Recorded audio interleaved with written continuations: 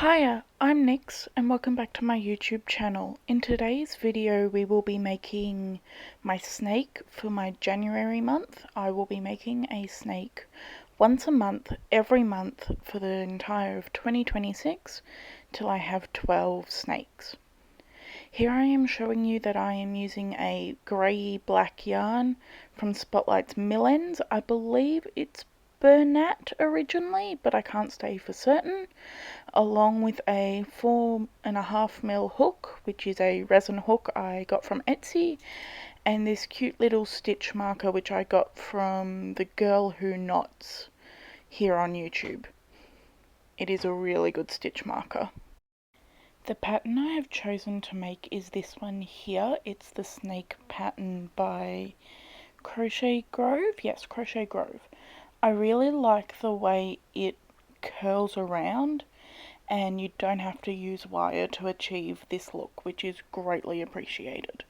It's also a pattern I've had in my pattern stash for quite a while, and I'm happy to finally use it up.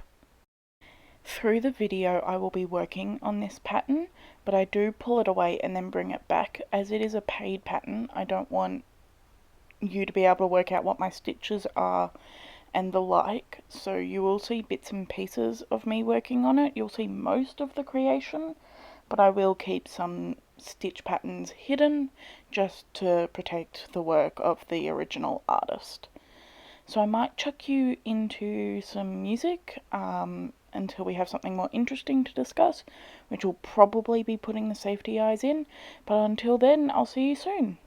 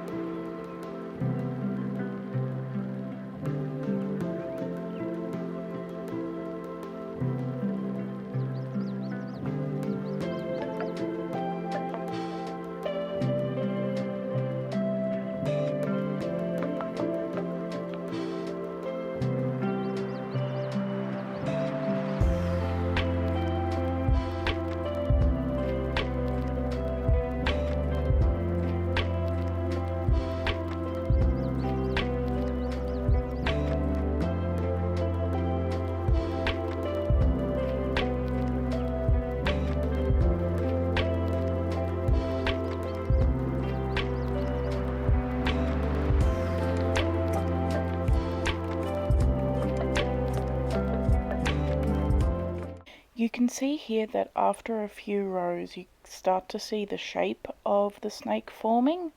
As I'm showing you now, you can see the increase for the eyes and where they will be sitting. In the next clip I will show you even more definition. You can see clearly where the stitches go up and where we will be inserting the eyes in, I believe, the next clip or the next few clips.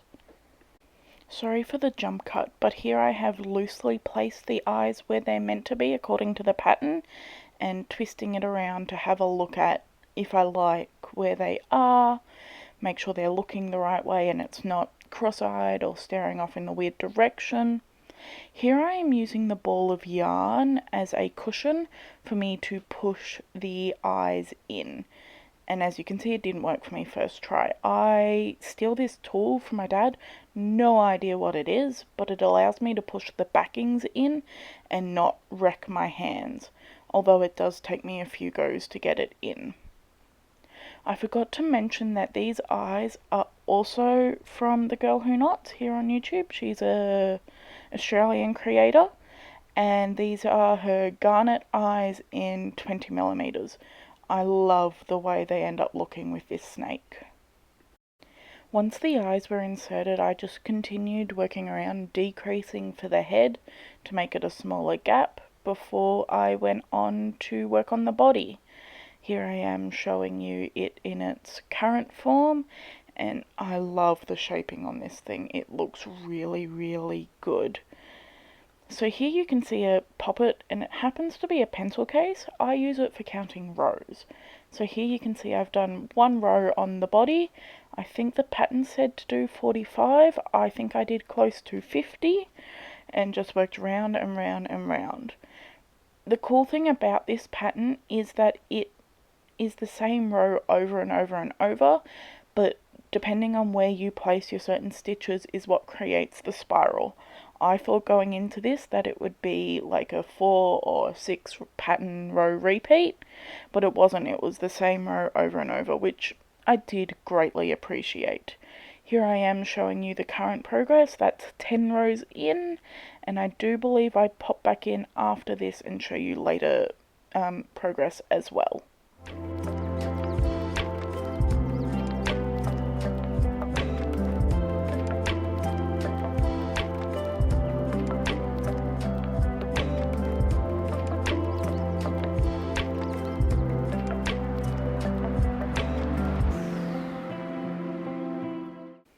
I went ahead and did some work off camera, so this is now 20 rows, and you can really start to see the way it's coiling around.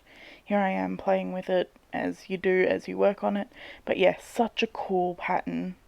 Hello little danger noodle, so cute. So here I am showing you once again. I believe this was at the end of the 50 rows, plus I ran out of my first ball of yarn, so this is where I start to decrease, but you can really see the way it coils around in that footage. It's quite impressive. So once again I am just crocheting along. I think I've started the decreases now, or at least I'm very, very close to doing so. So I might pop back in when there's something a little more interesting.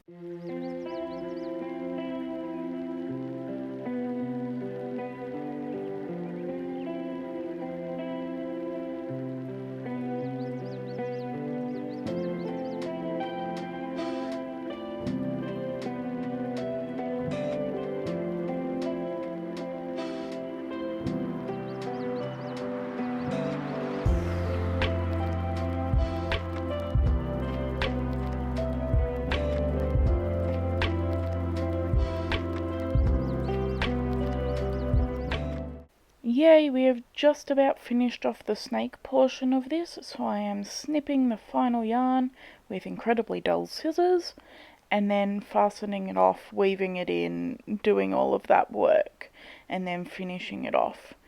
I forgot, I added a little bit more stuffing, just so his tail was nice and plump. That doesn't feel right, but plump is the right word. And then weaving in all my ends.